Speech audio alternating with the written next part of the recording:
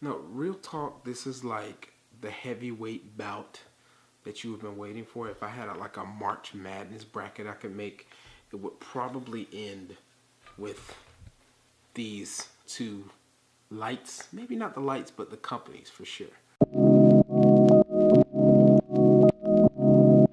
What I have before me is my first American DJ light. It is a pretty old light. It's actually the it's like 5 or 6 years old. It is the Mega Go Flood Par from American DJ. And of course, in context, I'm going to give you this in comparison to my Chauvet Easy Par 56. Both lights are battery powered. That's the benefit that you get with both lights. Both lights are battery powered. If you look at the size is a little bit smaller on the Mega Go, but the Mega Go is a little bit wider in comparison to the Chauvet Easy Par. Now, what I like about this light, it's a little bit lighter than this one. The construction is about the same. It's kind of got metal mixed with hard plastic going on with it. But what makes the true difference in this light, the floodlight versus the Easy Par 56, is when you look at how the light comes out.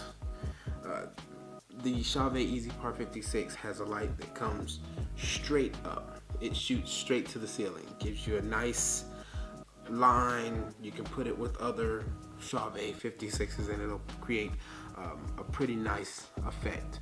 This light is different in that the goal of this light is not to give you that one single bar right to the ceiling. It's to spread the light out.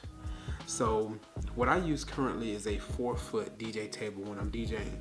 What this is good for me, and what I use it for, is to spread that light under my table. This will actually get under that table and spread that light out. It floods it across, so especially if you have a white scrim, this will look great. With the RF remote, which this is also a great benefit in addition to have, because when you look at these two, you have the IRC remote, which for the most part, the IRC remote, you have to point it right at the device in order for it to change.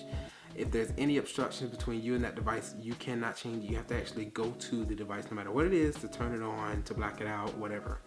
This is like one of those, Acme devices. If you have like a